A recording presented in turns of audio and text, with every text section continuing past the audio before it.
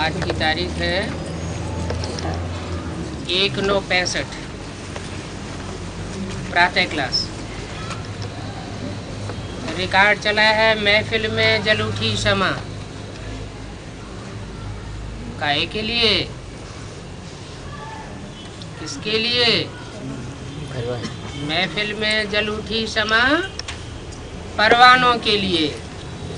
और आगे, प्रीति बनी है दुनिया में मर जाने के लिए। ये परंपरा कहाँ से पड़ी? ये प्रीति की परंपरा कहाँ से पड़ी?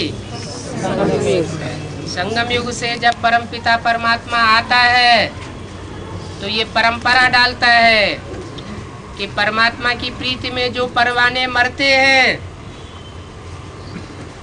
वो जीते जी मर जाते हैं। मर जाने के लिए ही क्षमा आई हुई है। दुनिया वाले तो फांसी खा के मरते हैं और यहाँ जीते जी याद की यात्रा में ऊंची स्टेज में फांसी पे लटक जाते हैं और दुनिया को भूल जाते हैं। ओम शांति। बेहद के सच्चे बाप की है बेहद की महफिल। क्या हद की महफिल क्या होती है और बेहद की महफिल क्या होती है? हद माना क्या, बेहद माना क्या? हद माने थोड़े लोगों की महफिल और बेहद माना ज्यादा से ज्यादा 500-700 करोड़ की महफिल।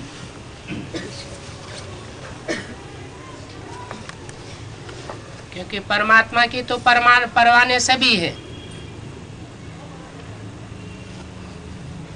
क्योंकि वो सच्चा बाप है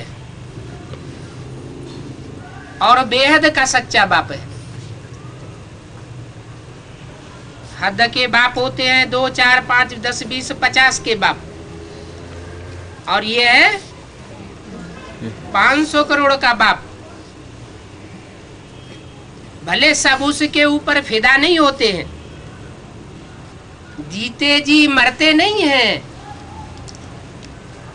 फिर भी वो है तो बेहद का बाप। तो 550 करोड़ की महफिल अभी है, अभी है कि होने वाली है? हैं?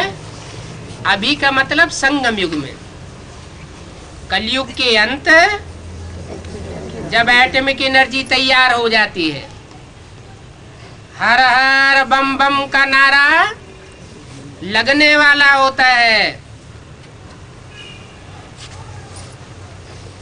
तब ये बेहद की महफिल बढ़ती चली जाती है। लास्ट में ये जाके इतनी बड़ी महफिल हो जाएगी कि सारी दुनिया की आत्मा इसमें समा जाएंगी। इसलिए बोला ये अभी है बेहद की महफिल।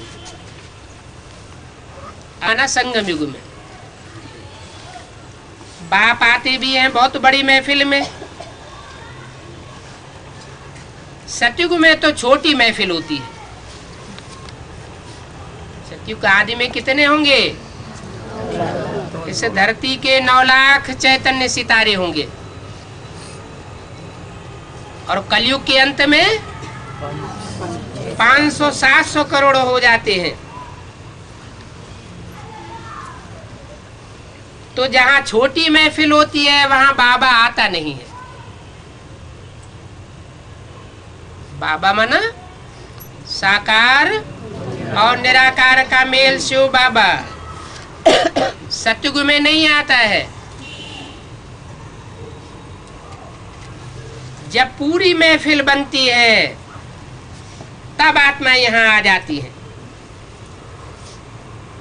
और सारी आत्माएं यहाँ आ जाती हैं,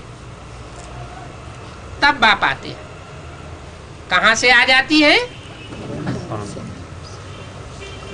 जिसे अंग्रेज लोग कहते हैं सोल वर्ल्ड। सुप्रीम एबोर्ड, मुसलमान लोग कहते हैं अर्श, खुदा अर्श में रहता है, रूहें भी वहां से आती हैं, रूहानी बाप भी वहां से आता है। और हिंदुओं की गीता में तो पूरा एक श्लोक बताई दिया है, न तत् भासयते सूर्यो न शशांको न पावक यद गत्वा न निवर्तन्ते तद धाम परम मम। वो मेरा परम धाम है, जहां जाकर के मनुष्य आत्मा इस कलयुगी पापी दुनिया में वापस नहीं आती, जहां सूरज चांद सितारों का प्रकाश नहीं पहुंचता। मैं उस धाम का रहने वाला हूं। तुम बिंदु बिंदु आत्माओं के साथ मैं वहां रहता हूं।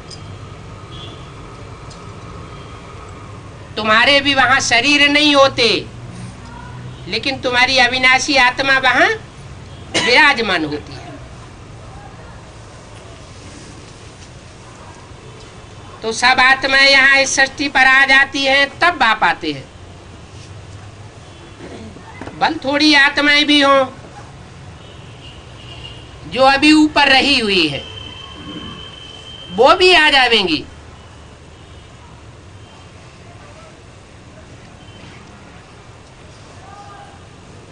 जब सारी ही आत्माएं ऊपर से नीचे आ जाती हैं, तब तक मेरा भी काम समाप्त हो जाता है। क्या काम? नई दुनिया की स्थापना, पुरानी दुनिया का विनाश, और जो नई दुनिया का नया संगठन में स्थापन करता हूं ब्राह्मणों का, उन ब्राह्मण देवताओं की पालना का काम विष्णु तीसरी मूर्ति के द्वारा कराता हूं। तो ये ब्रह्मा, विष्णु और शंकर, ये तीन विशेष कर्तव्यधारी हैं इस सृष्टि रूपी रंगमंच पर, जो सारी सृष्टि के ऊपर विश्व विजय करके दिखलाते हैं, जिनकी याद में आज भी हमारे देश में झंडारोहण में क्या गाया जाता है? विजयी विश्व तिरंगा प्यारा, झंडा ऊंचा रहे हमारा। क्योंकि गीता में बताया है कि ये शरीर वस्त्र है। जैसे आत्मा एक वस्त्र छोड़ करके दूसरा धारण करती है, वासांसि जीर्णानि सदा यथा विहाय,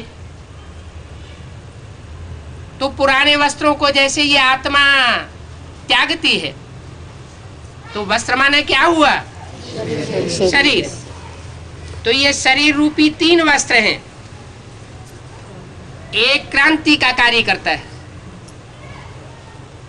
संकल्पों की खूनी क्रांति से लेकर स्थूल क्रांति तक होती है।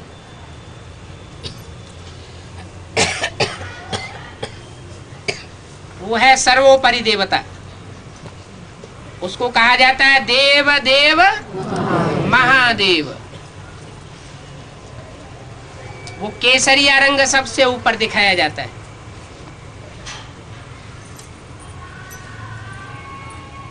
और दूसरा है नई सृष्टि की स्थापना करने वाला,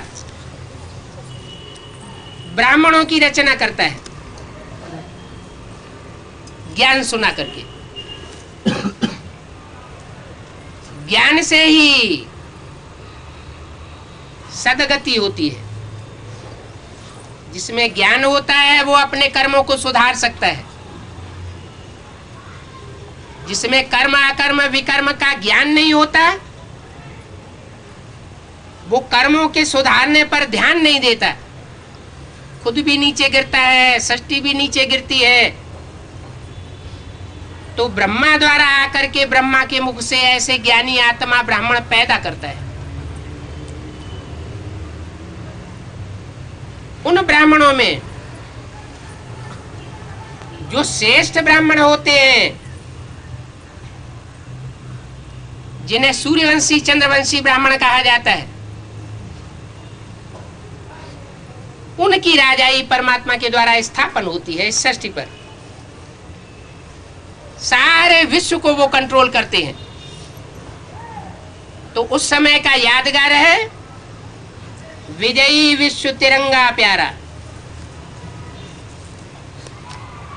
बाकी लोग तो समझते हैं कि कोई कपड़े का झंडा हुआ है जिसने विश्व के ऊपर विजय प्राप्त की है। ऐसी कोई बात नहीं है।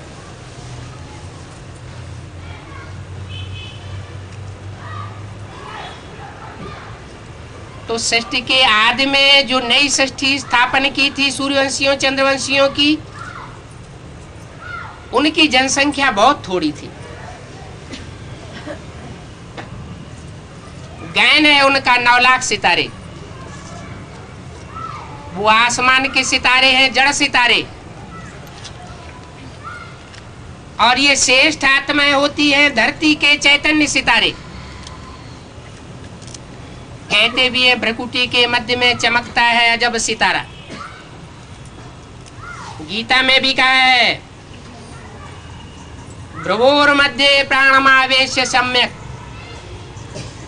जब मनुष्य अंत समय में शरीर त्यागे तो भ्रकुटी के मध्य में भली भांति प्राण रूप आत्मा को ध्यान करे। जिस प्राण रूप आत्मा की ज्योति इन दोनों आंखों से निकलती है, जिसकी यादगार में भ्रकुटी के मध्य में बिंदी लगाई जाती है। पुरुष लोग टीका लगाते हैं। प्राचीन परंपरा ऋषियों महर्षियों ने डाली थी ताकि एक दूसरे को आत्मिक दृष्टि के रूप में देखें। बाद में बुद्धिवादी होने के कारण पुरुषों ने तिलक लगाना छोड़ दिया। माताएं भावनावादी होती हैं तो आज भी भारत में माताएं विशेष मस्तक में बिंदु धारण किए हुए देखी जाती है।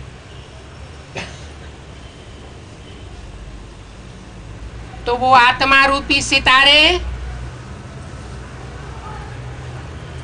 जो सतयुग के आदि में और कलयुग के अंत में जब परमात्मा इस सृष्टि पर आता है तो सारी सृष्टि पर ज्ञान की चमक मारते हैं।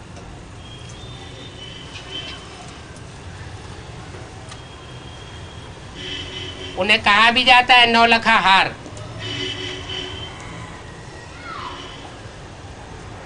नौ लाख विशेष आत्माएं हैं जो परमात्मा के गले का हार बनती है। ज्ञानी तू आत्माएं हैं। परमात्मा सुप्रीम सोल निराकार ज्योति बिंदु से जब इस सृष्टि पर आता है किसी मनुष्य तन में, तो वो आकर के हमारी ज्ञान की ज्योति आत्मा की ज्योति जगाता है। आत्मा का परिचय देता है कि तुम सब ज्योति बिंदु बिंदु बिंदु आत्माएं हो। मैं तुम निराकार बिंदु बिंदु आत्माओं का बाप हूं। तुम सब परम धाम के वासी हो। जब सृष्टि का विनाश होता है तो सब आत्माएं शरीर छोड़ करके पारलोक को वापस जाती है और सतयुग आदि से नई सृष्टि का आरंभ होता है और थोड़ी थोड़ी आत्माएं नीचे उतरती रहती है। थोड़ी सतयुग में, फिर उससे ज्यादा त्रेता में, फिर उससे ज्यादा द्वापर में और कलयुग के अंत में सारी आत्माएं सृष्टि रूपी रंगमंच पर आ जाती है। हर प्रकार की धारणा अर्थात धर्म को पालन करने वाली आत्माएं जब इस सृष्टि पर वृद्धि हो जाती है और सब अज्ञान की नींद में सो जाते हैं, तब मैं आकर के उनको जगाता हूं।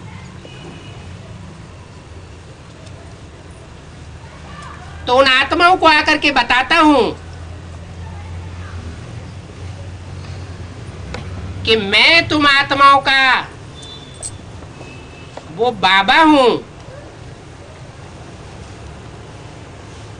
जिसे सब धर्मों में मान्यता प्राप्त है। अंग्रेज लोग उसे कहते हैं एडम। सृष्टि के आदि पुरुष का नाम एडम देते हैं, मुसलमान उसका नाम आदम देते हैं, जैनी लोग उसे आदिनाथ कहते हैं, और हिंदुओं में उसे त्वमादिदेव है, आदिदेव कहा जाता है। तो अब यह तो समझाया गया है कि तुम्हारा बाबा कौन है। पहले पहले हमेशा बाबा की महिमा सुनानी है। किसी को कोई भी ज्ञान सुनाना है तो ज्ञानदाता का परिचय देना है कि वो ज्ञानदाता से वह कैसे एडम आदम आदिदेव शंकर में आकर के प्रवेश करता है, ताकि लोगों को पता चले कि शिव की आत्मा और शंकर की आत्मा दोनों अलग अलग आत्मा है। शंकर को ध्यान में बैठे दिखाया जाता है। किसके ध्यान में बैठता है, किसकी तपस्या करता है, किसको याद करता है? जरूर उसका भी कोई है बड़ा जिसको याद करता है। इसलिए बड़े का नाम शिव पहले, शंकर का नाम बाद में दिखाते हैं। और वो बाप का बड़ा बच्चा, जिसे देवताओं में भी बड़ा महादेव कहा जाता है, वो बड़ा कार्य करता है।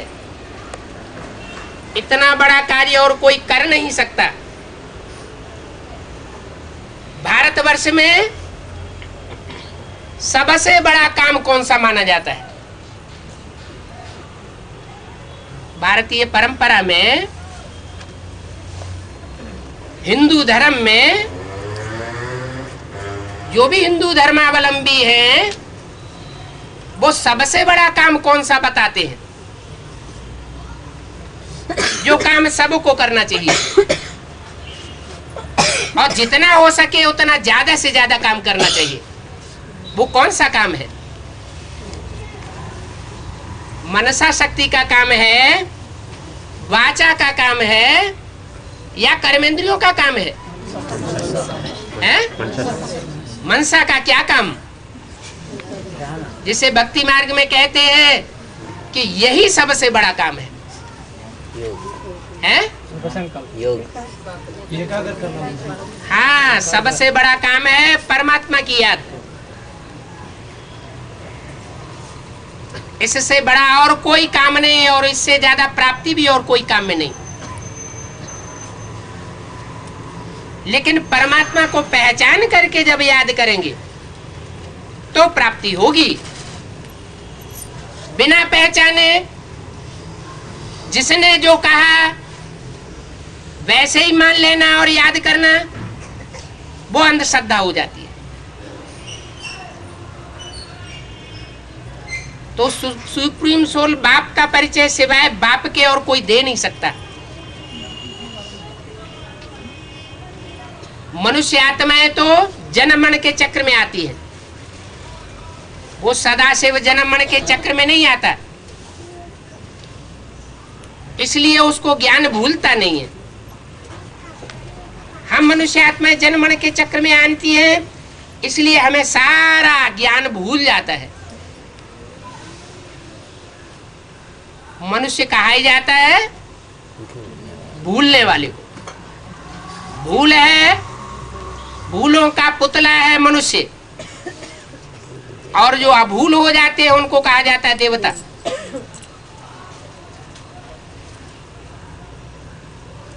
मनुष्य जब सुधरता है, बुद्धि श्रेष्ठ बनती है, तो वो सुखदाता देवता कहा जाता है।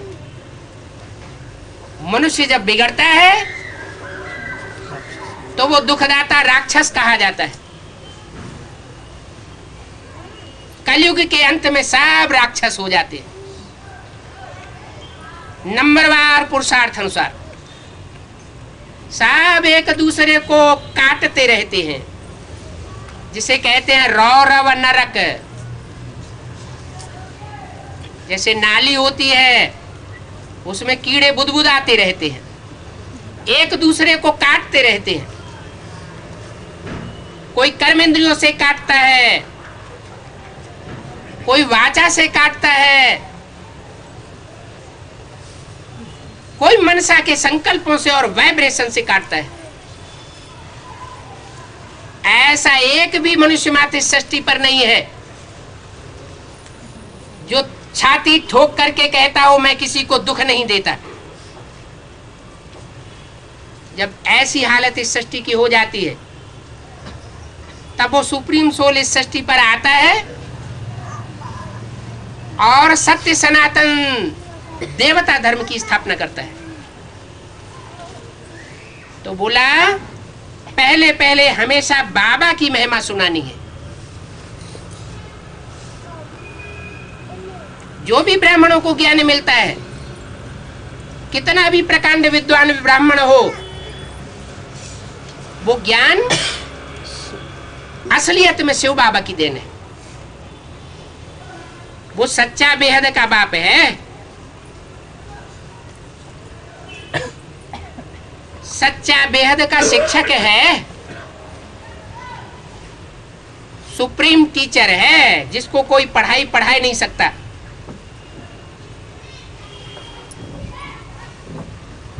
सुप्रीम बाप है, जिससे बड़ा वर्षा कोई दुनिया में दे नहीं सकता।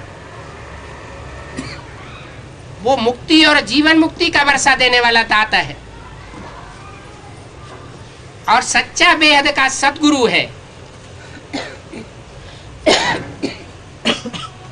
और गुरु होते हैं मनुष्य गुरु।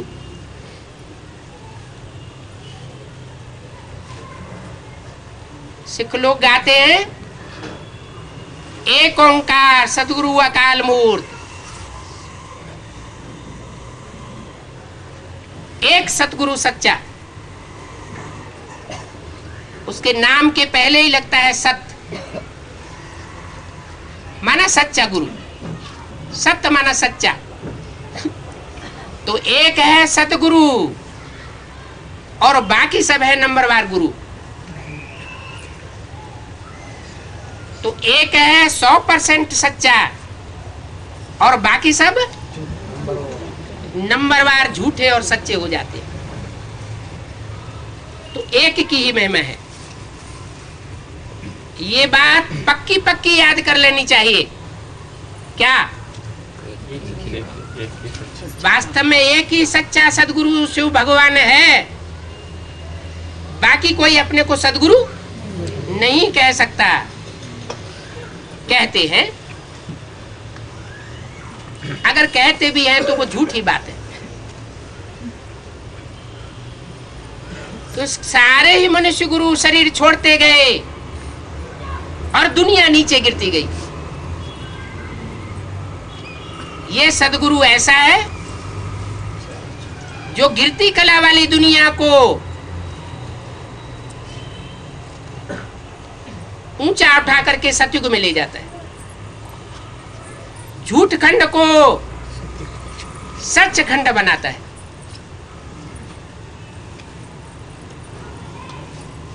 तो ये बात पक्की याद कर लेनी है। नाम भी शिव बाबा का लेना चाहिए। जब गिनती करते हैं तो जो बिंदी लगाते हैं उसको शिव कहा जाता है। तो बेहद का बाप शिव है, वो बेहद का शिक्षक है। हमको सृष्टि के आदि मध्य अंत तीनों काल की समझानी देते हैं। सृष्टि के आदि में हम सतयुग त्रेता में रामकृष्ण जैसे देवताएं थे। फिर जन्म मरण के चक्र में आते आते द्वापर में द्वैतवादी दुनिया बन गई। इब्राहिम, बुद्ध, क्राइस्ट, गुरु नानक आदि द्वैतवादी धर्म पिताएं आए और उन्होंने दो दो धर्म, दो दो मतें, दो दो भाषाएं चालू कर दी। तो उस युग का नाम पड़ता है द्वापर। जब द्वैत होता है तो दुख होता है। एकता में सच्चा सुख होता है। तो ये बेहद की हिस्ट्री और जाग्राफी बेहद का बाप शिव बाबा आकर के बताते हैं। सतयुग में कौन राज्य करते थे? ऐसे तो शास्त्रों में भी लिखा हुआ है। सतयुग में किसका राज्य था? कहते हैं नारायण का राज्य था। फिर शास्त्रों में ये भी लिख दिया है राजा हरिश्चंद्र का राज्य था, हिरण्यकश्यप का राज्य था। तो साहब घपला हो जाता है। अभी बाप आकर के बताते हैं सतयुग आदि के पहले युग में 16 कला संपूर्ण मनुष्य होते हैं। सतयुग होता ही है 16 कला संपूर्ण। हे कृष्ण नारायण वासुदेव, उनको 16 कला दिखाया जाता है। ये तो मनुष्य गुरुओं ने कृष्ण को भगवान कह करके उनको द्वापर युग में डाल दिया। अगर कृष्ण भगवान बन के द्वापर के अंत में आया होता, महाभारत युद्ध करा के पापी कलयुग की स्थापना करके चला गया होता, तो भगवान को दुनिया में कौन मानेगा? भगवान तो श्रेष्ठ युग की स्थापना करके जाता है। कलह क्लेश वाले कलयुग को विनाश करा के जाता है। गीता में तो पहले ही श्लोक में लिखा हुआ है कि साधुओं का उद्धार करने के लिए मैं आता हूं। धर्म संस्थापनार्थाय विनाशाय च दुष्कृतम। अधर्म करने वालों का विनाश करने के लिए आता हूं। तो पापी कलयुग की आकर के कैसे स्थापना करेगा? तो आकर के बाप बताते हैं कि सतयुग में कौन राज्य करते थे। 14 कला संपूर्ण त्रेता में कौन राज्य करते थे? ऐसे तो शास्त्रों में भी लिखा हुआ है कि त्रेता में राम का राज्य था। फिर यह भी लिख दिया कि लंका में रावण का राज्य था त्रेता में। तो सारा ही गड़बड़ घोटाला हो जाता है।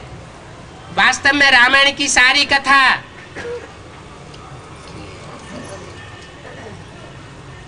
देवासुर संग्राम की शास्त्रों में सारी कथाएं और महाभारत की सारी कथा इस संगम युग की यादगार है। शास्त्रों में जब कलयुग का अंत और सतयुग का आदि होता है, अभी सारी दुनिया में रावण राज्य है। अभी वो निराकार राम उस साकार राम की अंतिम जन्म की सोल में आकर के प्रवेश करता है और रावण राज्य का विनाश कराता है। अभी सृष्टि पर जो ब्राह्मणों की दुनिया स्थापन हो रही है ब्रह्मा के द्वारा, उस ब्राह्मणों की दुनिया में रावण कुंभकर्ण मेघनाथ जैसे ब्राह्मण भी हैं और गुरु वशिष्ठ विश्वामित्र जैसे पुरुषार्थी ब्राह्मण भी मौजूद है। श्रेष्ठ ब्राह्मणों की संख्या थोड़ी और भ्रष्ट आचरण करने वाले ब्राह्मणों की संख्या जास्ती।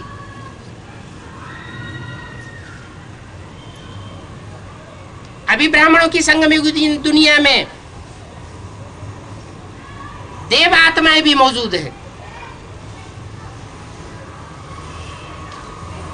तो दुष्ट आत्माएं भी मौजूद है। कौरव पांडव यादव सब इसी दुनिया में मौजूद है। पांडवों ने कहा जाता है जो सुप्रीम पंडा शिव है,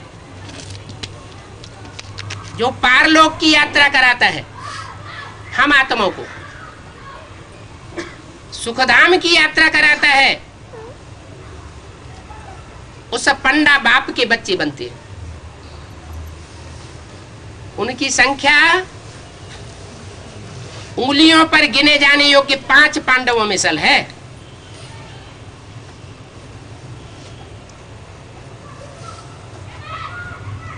बाद में 5 ही होते। और शास्त्रों में भी ये बात बताई है कि अंत में उनकी संख्या 7 अक्षौणी हो जाती है। महाभारत में दिखाया 18 अक्षौणी सेना थी। एक एक अक्षौणी में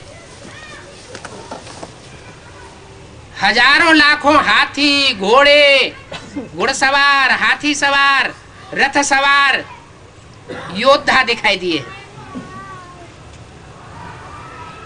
अगर उनकी संख्या गिनी जाए तो आज की दुनिया की जो आबादी है 500 करोड़, वो उतनी आबादी होती है जाकर। वास्तव में वो कोई लिमिटेड कुरुक्षेत्र का मैदान नहीं था। क्षेत्र माना युद्ध भूमि और कुरु माना कर्म, कर्म करने की युद्ध भूमि। श्रेष्ठ कर्म कौन करते हैं और भ्रष्ट कर्म कौन करते हैं, ये कर्मों का युद्ध है। ये युद्ध परमात्मा आकर के सिखाता है। वो ही सीखते हैं जो परमात्मा की वाणी का आदर करते हैं, परमात्मा की वाणी को हृदयंगम करते हैं, जीवन में उसका आचरण करते हैं। वो वाणी 2 रूपों में सामने आती है, जिसको भक्ति मार्ग में कहते हैं त्वमेव माता च पिता त्वमेव। वो पहले माता के रूप में सृष्टि पर आता है, जिसका नाम पड़ता है ब्रह्मा। ब्रह्मा ने बड़ी और माँ माने माँ। शास्त्रों में जितने भी नाम हैं, जैसा काम किया है वैसे नाम दिए गए। तो ब्रह्मा ने जैसी पालना दी, ऐसी मातृवात्सल्य वाली पालना दुनिया में कोई दे नहीं सकता। इसलिए वो दुनिया की सबसे बड़ी से बड़ी माँ है, जिसके काम के आधार पर नाम पड़ता है ब्रह्मा। लेकिन देखा जाता है कि आज की दुनिया के जो कलयुगी बच्चे हैं, वो माँ के प्यार में जास्ती बिगड़ जाते हैं। तो उन बिगड़े हुए बच्चों की तादाद जब जास्ती हो जाती है, तो परमात्मा बाप को ब्रह्मा का रूप त्याग करके तुमेव माता से बदल करके तुमेव पिता बनना पड़ता है। वो है जगत का पिता, जगतम पितरम कहा जाता है। जगतम पितरम वंदे पार्वती परमेश्वरो। शंकर और पार्वती को जगत का माता पिता कहा जाता है। तो वो शंकर के रूप में संसार में ब्राह्मणों की दुनिया में प्रत्यक्ष होता है पहले, बाद में धीरे धीरे सारी सृष्टि पर प्रत्यक्ष हो जाता है। अंग्रेज लोग भी मानते हैं ये हमारा एडम है, मुसलमान लोग भी मानते हैं ये हमारा वही कल्प पहले वाला आदम है।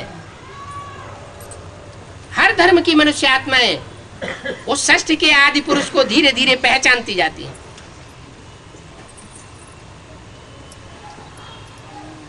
तो ये बेहद की हिस्ट्री ज्योग्राफी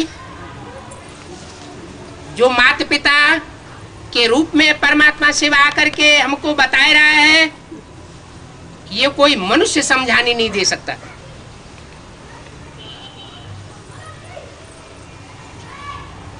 सतयुग में कौन राज्य करते थे, कितने इलाके पर करते थे?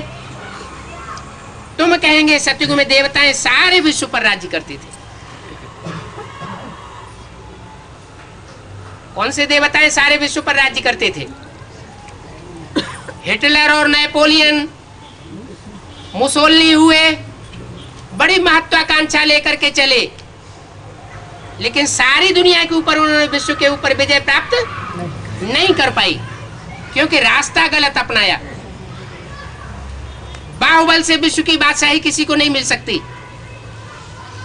ये तो योग बल का गायन है। जिस योग बल के आधार पर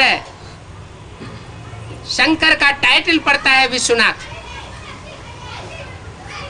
कहते भी हर हर महादेव शंभो काशी विश्वनाथ गंगे।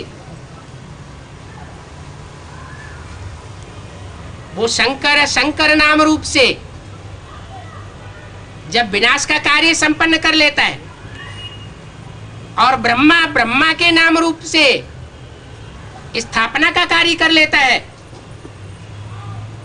तो वो दोनों ही आत्माएं, एक विनाशकारी और एक स्थापनाकारी, दोनों के संस्कार मिलकर के एक हो जाते और वह विष्णु के रूप में संसार में प्रत्यक्ष होते। कोई 4 हाथ का विष्णु नहीं होता है। अगर सृष्टि पर हुआ होता है तो उसकी वंशावली में भी 4 हाथ के लोग दिखाई देते।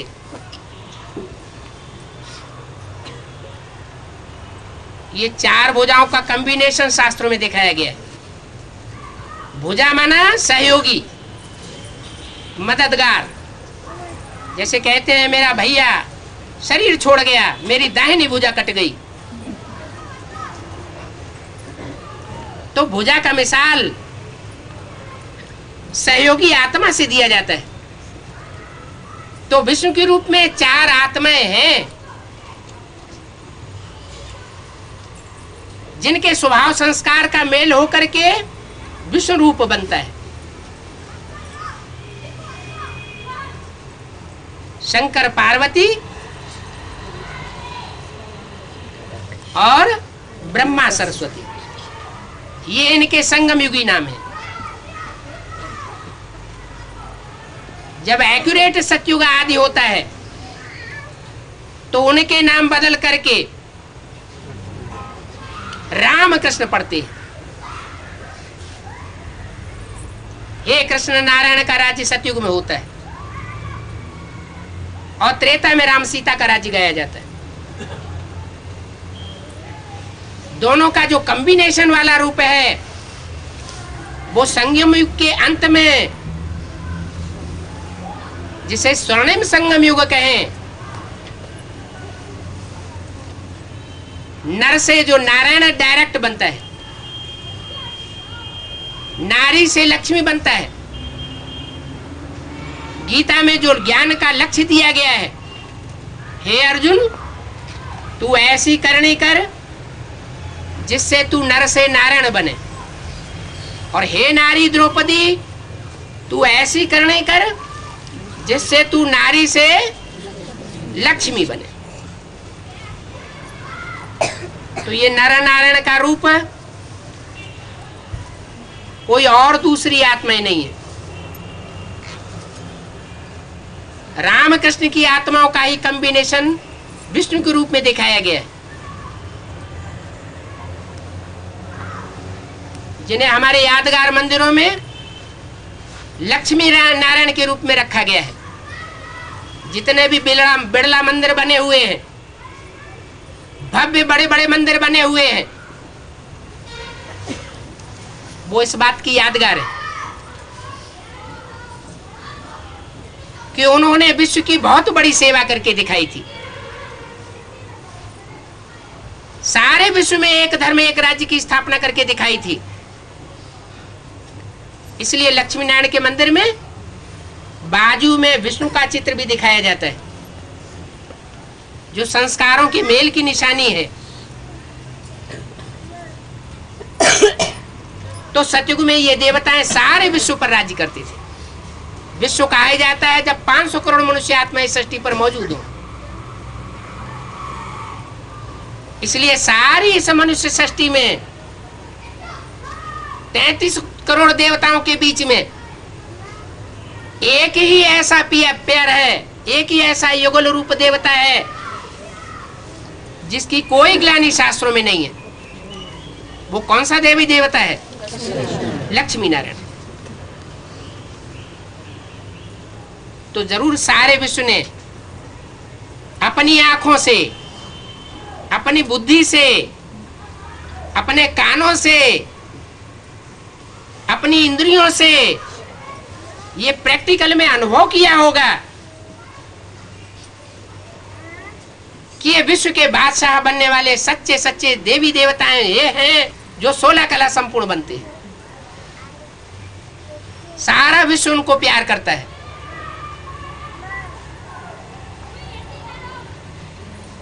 जैसे बड़ौदे वाला बड़ौदे पर राज्य करेगा, वैसे विश्व का मालिक सारे विश्व पर राज्य करेगा। उनको कहा जाता है विश्वनाथ। यहां तो सारी दुनिया टुक्कड़ टुक्कड़ हो गई है। मनुष्य गुरुओं ने, मनुष्य धर्म पिताओं ने ऐसा विकृत ज्ञान फैलाया है कि सब टूट फूट करके आपस में लड़ते झगड़ते हैं। वहां सतयुग के आदि में ऐसे नहीं हो सकता। वो है सारे विश्व के मालिक। हर धर्म की मनुष्य आत्माएं उनको पसंद करती है, क्योंकि ये बात जान लेती है कि ये सृष्टि के आदि वाले वही महान पुरुष हैं जिनके आदि में परमात्मा शिव ने आकर के उनको ज्ञान सुना करके उनको ऐसा बनाया था। और कोई धर्म नहीं ऐसा होता जो विश्व की बादशाही स्थापन कर सके। ये एक सत्य सनातन धर्म ही है जिसमें परमात्मा बाप आकर के विश्व की बादशाही सृष्टि पर स्थापन करते हैं।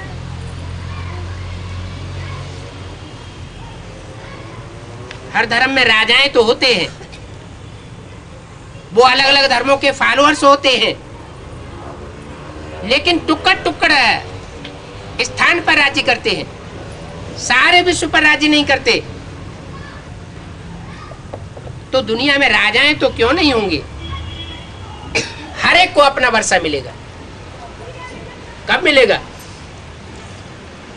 है? ये राजाई का वर्षा कब मिलेगा? कौन देता है? कब देता है? इंजीनियरिंग की पढ़ाई पढ़ाने वाले होते हैं, कॉलेज होते हैं, टीचर्स होते हैं।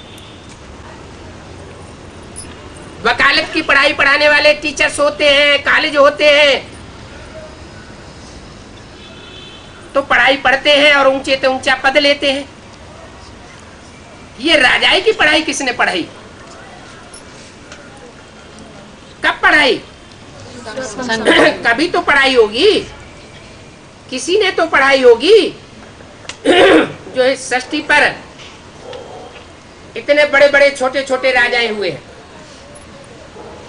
तो ये संगम युग का विशेष गायन है, राजयोग का। जिस राजयोग की पढ़ाई पढ़ाकर परमात्मा इस सृष्टि के नंबरवार राजाएं तैयार करता है। मनुष्य आत्माओं में अनेक जन्मों के राजाई के संस्कारों का आरोपण करता है। अभी जो परमात्मा की दात का सत्कार करेगा, वो प्रैक्टिकल जीवन में उस ज्ञान को धारण करके उतना उतना ऊंचा पद प्राप्त कर सकता है। वो नंबरवार जो पद मिलते हैं उनकी यादगार है माला। हर धर्म में माला घुमाई जाती है। हिंदू भी माला घुमाते हैं, मुसलमान भी माला घुमाते हैं, क्रिश्चियंस भी माला घुमाते हैं, बौद्ध भी माला घुमाते हैं, और हजारों वर्षों से माला घुमाई चली जाती है। लेकिन जो माला फिराने वाले हैं उस माला का और माला के मणकों का अर्थ नहीं जानते। ये वो श्रेष्ठ आत्माएं हैं जिन्होंने संगम युग पर राजयोग का पुरुषार्थ करके अनेक जन्मों की बादशाही परमात्मा बाप से प्राप्त की थी, जिनको सारी दुनिया आज सिमरण करती है माला के रूप में।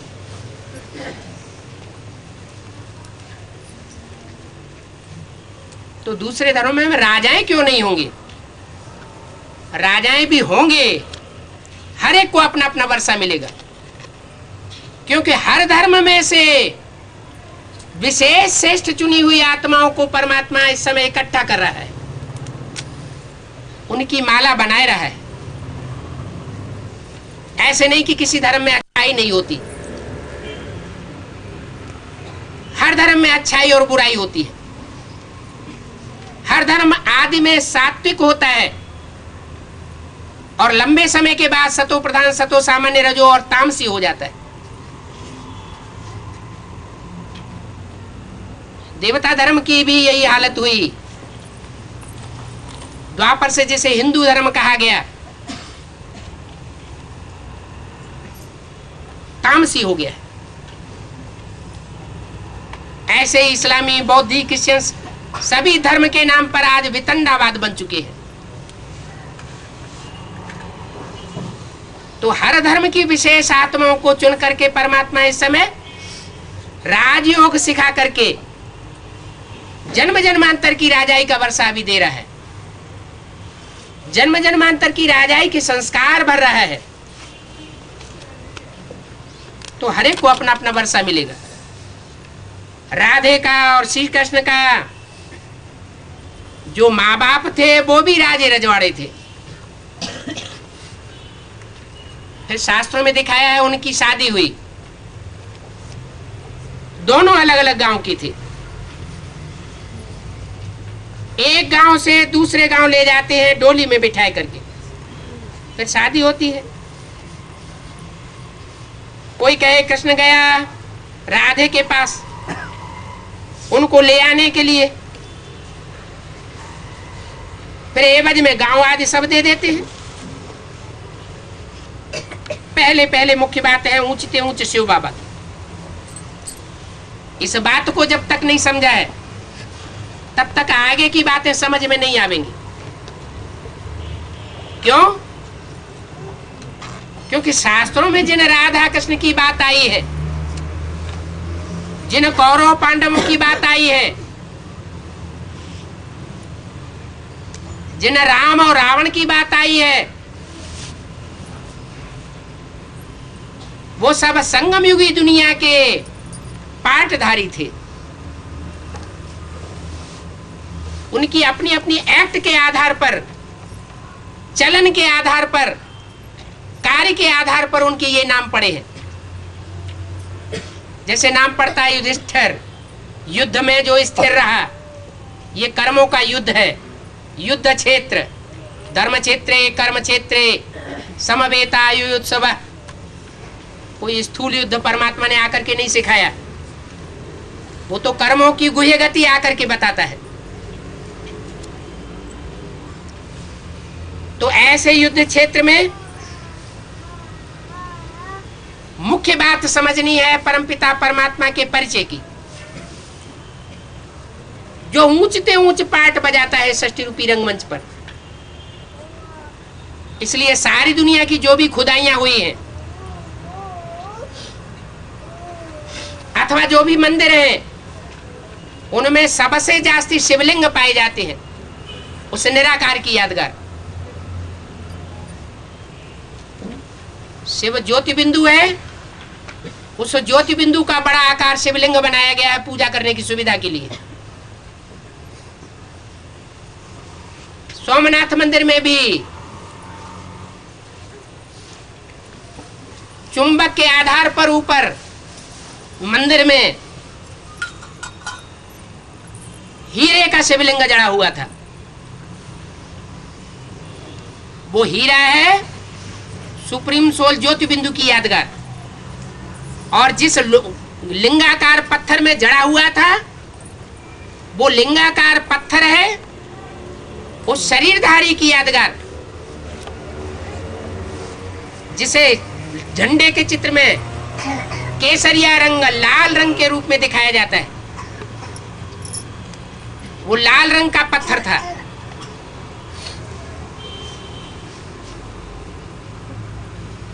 वो ज्योति बिंदु आत्मा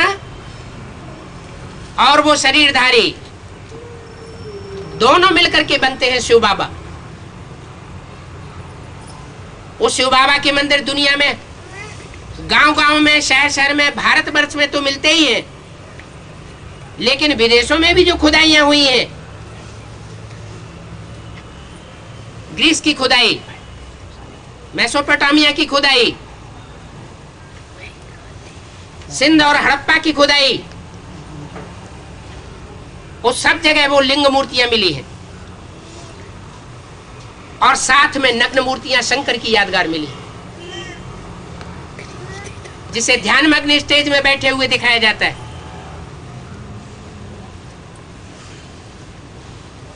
जैनी लोग उनको तीर्थंकर नाम देते हैं।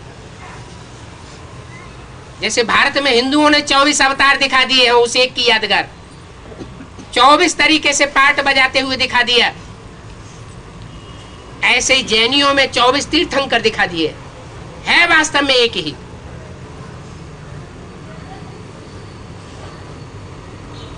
तो पहले पहले मुख्य बात है ऊंचे ते ऊंचे शिव बाबा की महिमा करना। जो सच्चा बेहद का बाप बेहद की शिक्षा देने वाला है। बेहद की इसलिए कि दुनिया में जो यूनिवर्सिटीज होती है उनमें लिमिटेड लोगों को पढ़ाया जाता है, और बेहद की ये जो यूनिवर्सिटी है जो परमात्मा बाप आकर के खोलते हैं, जो सच्चे अर्थों में जिसे कहा जाए विश्वविद्यालय, इसमें सारी दुनिया की 500-700 करोड़ मनुष्य आत्माएं, सबको आगे पीछे पढ़ाई पढ़नी है और पढ़नी ही पड़ेगी, क्योंकि सच्चाई सत्य बाप से आती है। वो सच्चा साईं बाबा है। साईं स्वामी को कहा जाता है, वो सबका स्वामी है। वो सच्चा साईं जब इस सृष्टि पर आकर के सत्यता की बात बताता है, बेहद की शिक्षा देता है, तो 500-700 करोड़ मनुष्य आत्माएं उस पढ़ाई को पढ़ती हैं, भले विनाश के अंत तक ये यूनिवर्सिटी चलती रहती है। सृष्टि के आदि मध्य अंत की नाले समझाए, वो बाप आकर के हमको त्रिकालदर्शी बनाते हैं। इस दुनिया में ही त्रिकालदर्शी बनाते हैं। हम सब बिंदु बिंदु आत्माएं इस सृष्टि रूपी रंगमंच पर पार्टधारी हैं। अलग अलग जन्मों में अलग अलग चोले, शरीर रूपी वस्त्र धारण करके हम अपना पार्ट बजाते हैं रंगमंच पर, लेकिन हम अपने पार्ट को भूल जाते हैं। जैसे दुनिया में कोई का एक्सीडेंट हो जाता है तो पहले की सारी स्मृति उसकी गायब हो जाती है। ऐसे ही मृत्यु भी जीवन में एक ऐसा एक्सीडेंट है जिसके आधार पर आत्माएं सब कुछ भूल जाती है। कोई कोई आत्माओं को 1-2 जन्म की बात याद भी रहती है, लेकिन प्रायः करके ऐसा नहीं होता। तो उनको त्रिकालदर्शी नहीं कह सकते, क्योंकि सब भूल जाते हैं। अभी बाप आकर हमको बताते हैं कि तुम बच्चे सृष्टि रूपी रंगमंच के पाठधारी तो हो, तुम आत्मा रूपी पाठधारी तो हो, लेकिन बेवकूफ पाठधारी हो। वो पाठधारी ही क्या जो अपने पाठ को न जानता हो। अनेक जन्मों में क्या क्या पाठ बजाए, कैसे कैसे चोले धारण किए, कौन कौन से देश में जन्म लिया और क्या क्या कर्तव्य किए, तो उस पाठधारी को बेवकूफ पाठधारी ही कहा जाएगा। तो हम इस समय अंतिम जन्म में आकर के सब बेवकूफ पाठधारी है। अभी परमात्मा बाप हमको गारंटी देता है, हे अर्जुन, तू अपने पूर्व जन्मों को नहीं जानता, मैं तेरे को इस ज्ञान की श्रेणी के आधार पर, इस राजयोग के द्वार आधार पर ऐसा तरीका बताता हूं कि उस तरीकों को धारण करके अपने जीवन में अप्लाई करके अगर तुम चलते रहेंगे तो अंत में तुम्हें अपने जन्मों की सारी हिस्ट्री पता चल जाएगी। इस सृष्टि रूपी रंगमंच के हीरो हीरोइन हैं राम और कृष्ण।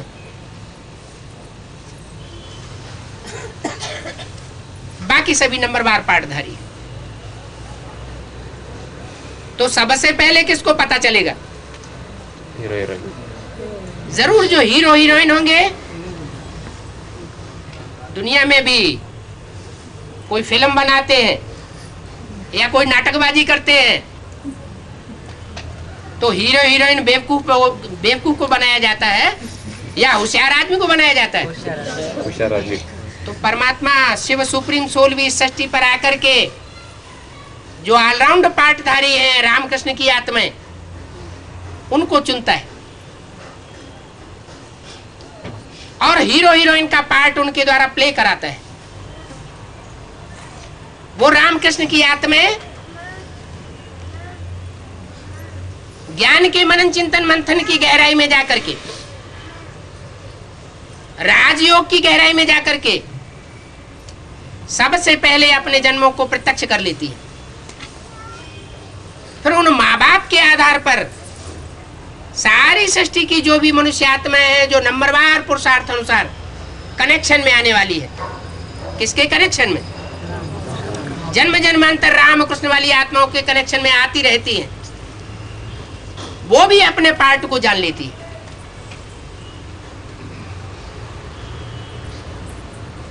तो बाप बताते हैं कि मैं इस दुनिया में आकर के तुम बच्चों को त्रिकालदर्शी बनाता हूं। इस दुनिया में कोई भी मनुष्य त्रिकालदर्शी नहीं है जो अपने आगे और पीछे के जन्मों को जानता हो। तुम सब पुरुषार्थ करने वाले अर्जुन हो, नंबरवार पुरुषार्थ अनुसार।